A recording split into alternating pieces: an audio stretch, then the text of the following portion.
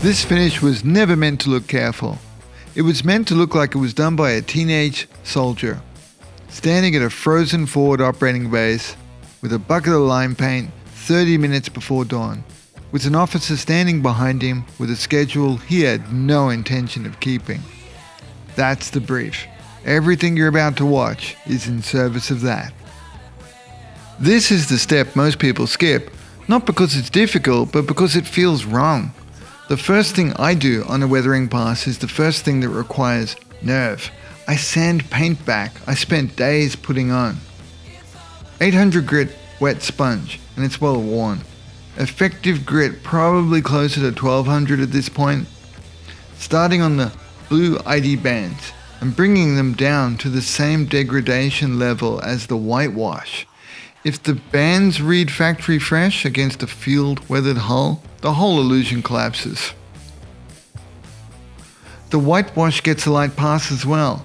Any thick brush marks from the Link Leopard pre-model or acrylic lacquer whitewash paint stages get flattened here. Decals go on after a gloss coat. That process was photographed rather than filmed. The full sequence is in the Workbench edition, but the intent is the same across everything else in this session. I want them to read as painted on, not applied. Light abrasion after sealing helps bring them back into the surface. Then a green acrylic lacquer overbrush. This is where acrylic lacquers earn their place. The thinner is hot enough that you have genuine range of activation. Expressive in a way that water-based acrylics and even enamels just can't give you. The risk is the same as the advantage. The paint moves. Two brush types, a flat XF and a splayed version, used almost as a stamp. Neither should leave a mark that reads as a brush mark though. The vectors have to feel inherent to the surface, like the green is simply wearing through, not paint being dragged across. The cockpit canopy stays pretty untouched. I mean deliberately too. I'm going to stay brighter throughout this entire session, and that decision will matter at the end. You'll see what I mean. The varnish here isn't a sealer, it's a medium additive. It lowers the surface tension, increases the translucency, and gives you brushability without the color going opaque. That's the whole mechanism.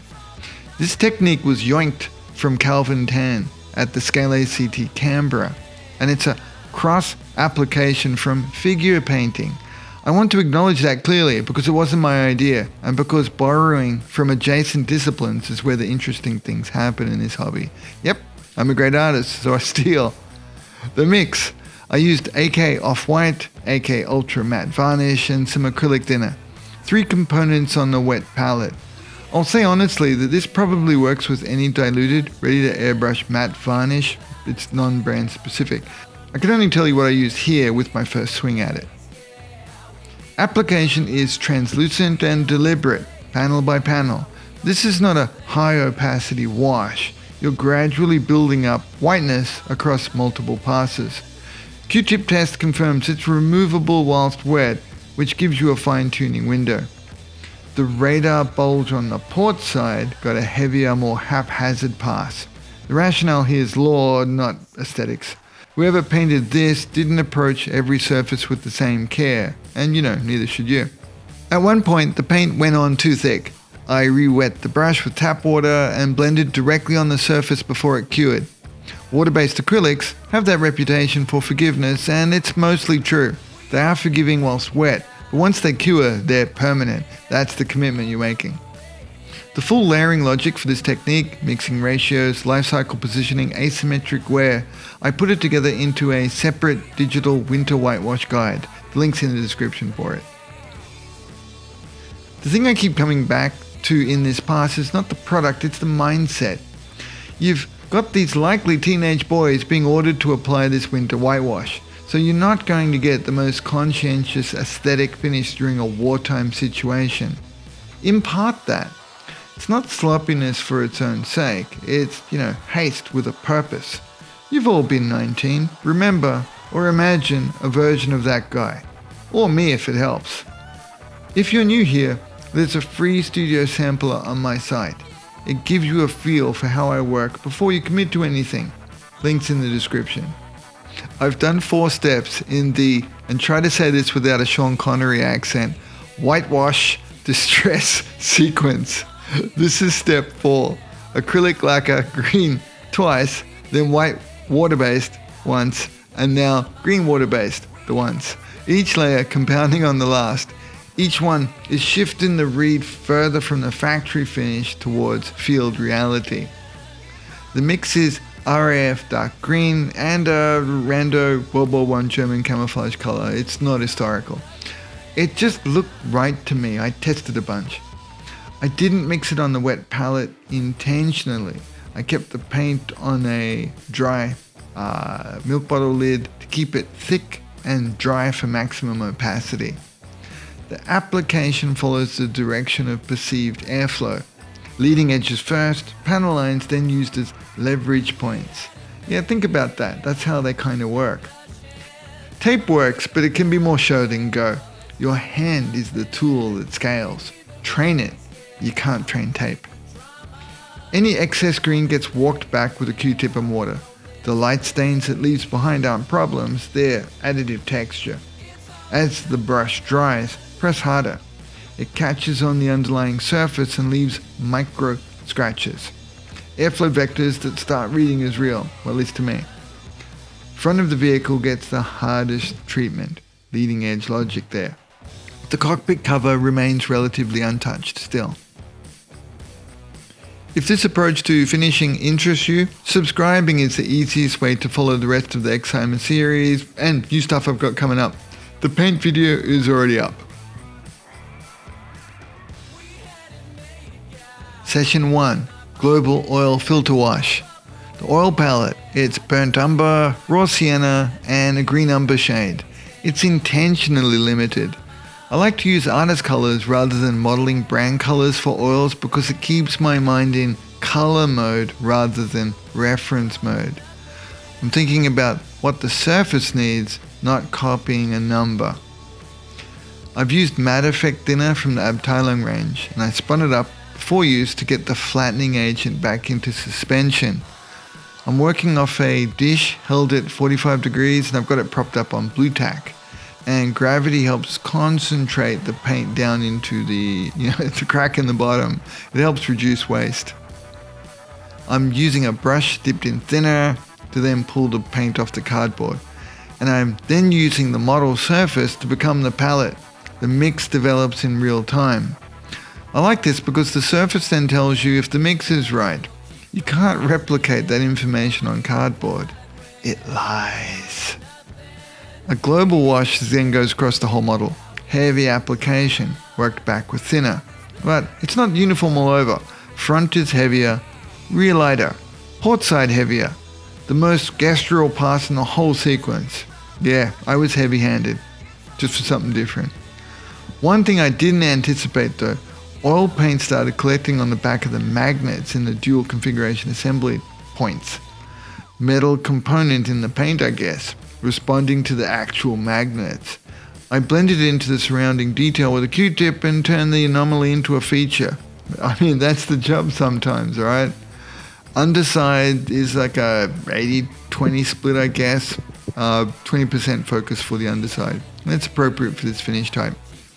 The air intake and cockpit cover, also I've kept them brighter throughout this. A little bit of oil is put onto it, but not too much.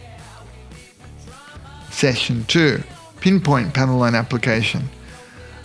2 days later, I came back to the oil on the cardboard and it's still workable. I just dug into it with a sharp tool to get the good stuff. Same green umber paint, same matte effect thinner. This time though, I've gone for pinpoint placement, using capillary action to carry it into the panel lines. The principle I want to name here, because I don't hear it said enough, is that sameness kills finishes. Vary dilution and vary application across the model. The apparent complexity, the sense of scale, that comes from variation, not from the number of products we use. The central fuselage panel line. Gravity says pull down, right? That's the instinct.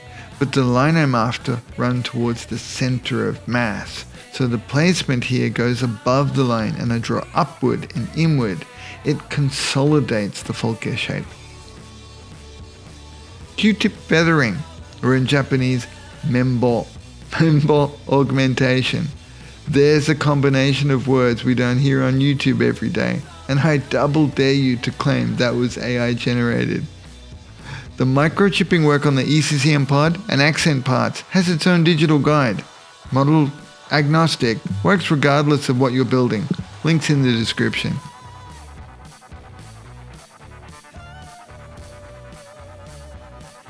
After the tight surgical work of session 2, this is a decompression step. Tight work exhausts the eye, loose work helps reset it. Burnt umber as a highlight, it contrasts with the green umber shade filter underneath. I understand I'm using the word highlight differently here, but I'm wanting it as a strong contrast so that it stands out, and I think for that usage we could say highlight. It reads as a point of color focus rather than a shadow. On the underside, the B side, I've used a splayed brush in a staccato fashion to place dots in the direction of travel. Our eye will line them up and it'll read it as motion. It's a fast, broad, no hesitation technique. It's fun. The AG pods get the same treatment. Raw sienna on the canopy cover. Not to make it dirty so much, but to give it a bit of depth. White alone is austere in the wrong way here. Raw sienna at filtered dilution adds a bit of warmth without contaminating the brightness I've been preserving all the way since back in chapter 1.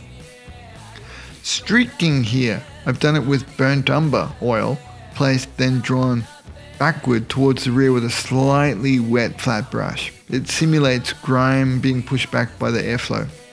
The length and shapes varied, no two streaks are the same.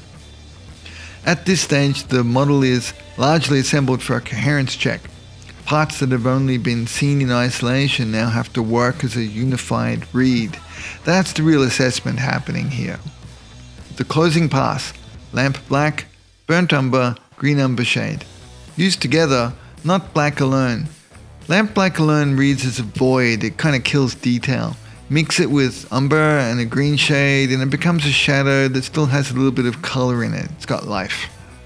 Thinner for this step is just regular enamel paint thinner, not matte effect version. It dries with a slight sheen and that's intentional here. The rest of the surface now reads very flat and so it stains easily.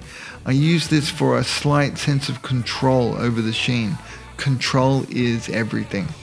Now, be careful with black. Kuro mo hontou ni kiyosukeった方がいいですよ. I wanted to add that in for my Japanese friends. It's a bit of a gag, but be really careful with black oil paint. It's muy powerful. I was of 3 different brains during this period. I had Christmas break when I was working on this. I was standing up the US warehouse simultaneously. The fuel and oil stains were completed then outside of a filming window. The full process is in the Workbench edition. I captured everything with still photography. That's where everything the video camera didn't get lives. The port side is shown to completion. Starboard, like partway through. That asymmetry is consistent with how this project was built from the start. The kit I built is from the 40th anniversary boxing special. I don't have that in the store, but they're out there. If you want to build what you're seeing, the Ma.K boxing is the EXCIMER correct kit, and it's on its way from Japan now. The standard is available today. That gets you the early FALKE configuration. And if you want the full parts complement, the GRIFFON boxing is on pre-order. Links in the description for all 3. If you want everything in one transaction, print, digital, both technique guides, there's a whole shebang bundle in the description for EXCIMER. Best value, 1 buy, get that one. 29 sorties in winter, no radar bulge, no automation, manual targeting, visual confirmation only. This finish was built the same way. Close in, by hand, nothing between the brush and surface.